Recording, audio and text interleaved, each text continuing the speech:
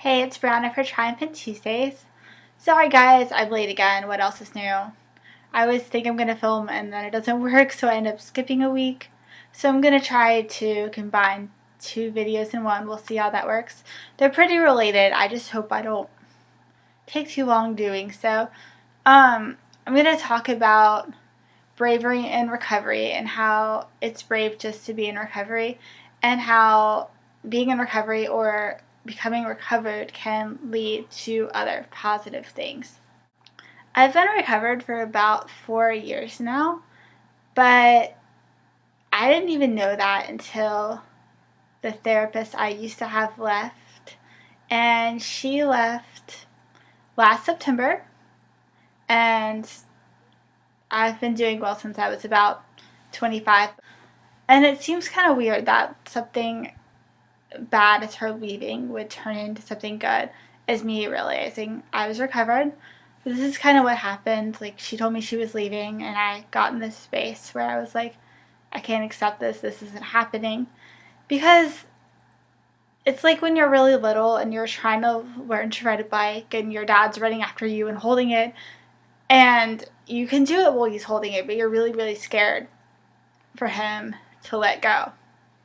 Or it's like taking swimming lessons with the life preserver, and you're really, really afraid to take that off. That's kind of what happened with me and my old therapist. See, she had coached me along the way, and I was really sick when I first met her, and I got a lot better. But I didn't have confidence in my own recovery because she was always there, holding my bike or swimming with me, so I didn't know how I was going to do without her, and that was terrifying to say the least. But when she left, I realized I could do it on my own. And that's what the process of recovery is. It's learning that you have the ability to do it on your own. I'm not saying to not care what professionals think or not to support, but recovery is the process of learning that you have everything inside of you that you need to overcome your challenges. And it doesn't matter how those challenges are overcome as long as they are. I mean, some people drive Hondas to work. Some people drive tricycles to work. That would be me. Some people drive Mercedes to work. But the thing is that we all get there. And we all have different paths in life, and we'll take different paths to recovery. But we can all get there no matter what resources we have or what resources we don't have. And I got stuck on that a lot because I didn't have a lot of resources because of money. I just thought that I couldn't recover, and I couldn't afford like a treatment center, like a residential one. So, I was calling them because I was in crisis and stuff and having a really hard time when I was 24.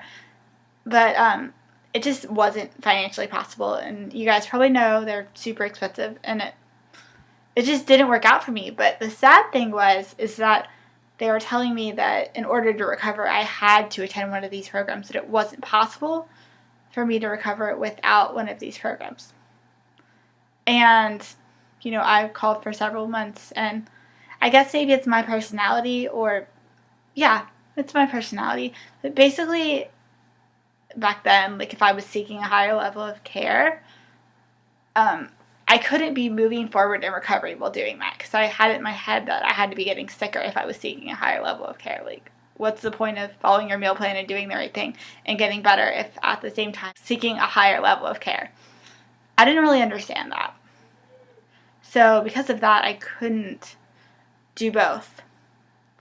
And I was running out of time. Like, I know that girls fundraise and things for months or years and, finally get into a residential program or whatnot. And they might do well in recovery, they might not. But I didn't feel like I had that kind of time. I was like, my time is running out. So I started to see what I could do on my own. And it wasn't because I thought I could do it. And it wasn't really even because I wanted to do it at the time. It's just that I knew that I couldn't sit there and, waste a lot of time. And I figured out that I could do a lot on my own. And I did do a lot on my own. And my therapist helped me a lot. And when she left, it was so hard for me because I didn't realize I could do it on my own. And I struggled so much because I missed her. But out of that, I realized that I could do it on my own. And when people leave, it's really hard. Or when things change, it's really hard. But change gives us opportunity to experience new things. My new therapist, I really like her. And if you guys follow me on Twitter, like, you'll hear me complain about Martin Mobility, but basically it's this bus service that takes you places and drops you off and picks you up for a really small amount of money. I think it's like $4 each way, which is really good in theory, except for the fact that they always drop you off super early and they're super late coming to get you, and they'll go the longest way possible and pick up 10 people. It's like the Magic School Bus, where, you know, the redheaded kid, if you've watched the show, where he's always like, I should have stayed home today, the one with the anxiety disorder. I always feel like I should have stayed home today, and that's why I call it the Magic School Bus. It was on the Magical School Bus one day when I realized I couldn't get to my appointment. It was too late. The bus had come too late, and it broke down in the middle of a rainstorm, and, you know, I was like upset at the bus driver, screaming at her. That's kind of how I roll when I get frustrated. I need to work on that. And I called my therapist to tell her I couldn't make it. And she's like, well, do you want to talk to me? Because you still can. And I was like, sure, why not? Because they weren't letting me off the bus, and I felt really confined and really scared. And before this, when I went to her appointments, like the appointments I had with her, I dressed perfectly and I acted a certain way because I was worried about what she would think of me. And she knew I had an anxiety disorder, but she didn't know to what extent because I had never really freaked out in front of her. And because of this, like, she learned a lot about me, and, you know, she told me stuff about herself because I was so scared that I couldn't talk, so she just kind of talks. And I finally saw her as her and not as my other therapist replacement.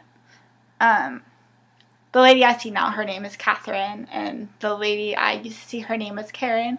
So I finally saw Catherine as Catherine and not as Karen's replacement, which made me see how they were different and made me see that, you know, Catherine was positive, Catherine was change, and that she could help me, and that there was a reason that she was in my life now.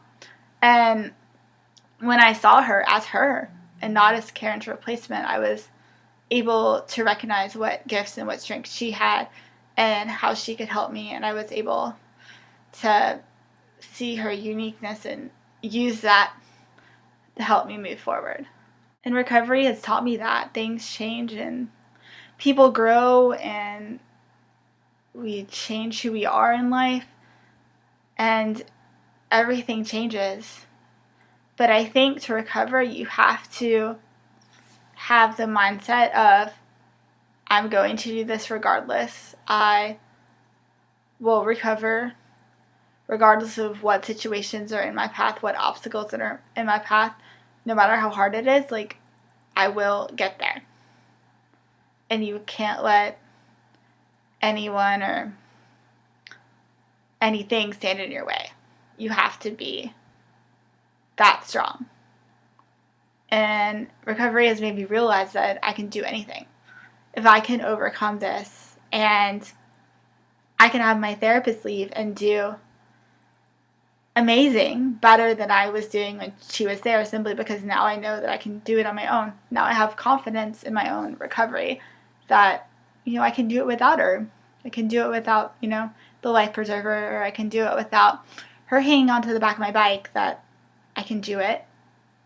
It gave me a lot of confidence and a lot of freedom. So I think ultimately that's what recovery can lead to, is you realizing that you have the strength to do whatever you want. And everything that you need to survive in this life and do well in this life and be happy is all within you. We can have friends, therapists, teachers, other people, YouTube videos, guide us along the way and help us see things about ourselves and about the world. But ultimately, we already have what we need. We just have to trust ourselves. And I really love this quote from a song. The song's called I Believe, and Fantasia Barrino won American Idol with it. I think this was in 2004. But the quote of the song is, "When you look out in the distance, you see it never was that far. Heaven knows of your existence and wants you to be everything you are." When I look back at my recovery journey, it wasn't really that hard and it wasn't that far away. Yes, it was hard, but it wasn't as hard as I was making it out to be. And once I accepted that recovery was just another challenge I was going to have to face, and it wasn't this awful thing that had to label me, that I had to consume the rest of my life, I finally set myself free from it. And once I learned that I could do it, that I had the strength to, it was possible. And we've talked about gratitude before, but you just have to be happy with what you have, and you have to keep trying, and just believe in yourself. That's what recovery's taught me.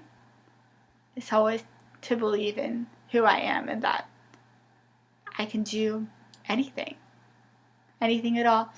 And one last thing I wanted to bring up, if I hadn't changed therapist, I wouldn't be going to grad school next fall to be a therapist, because my other therapist thought that recovered people shouldn't be therapists. But I've always wanted to be one, and now I can. So that's another good thing that changed. So, yeah. That's my video. I hope you like it. Have a beautiful day. Thanks for watching. Bye, guys.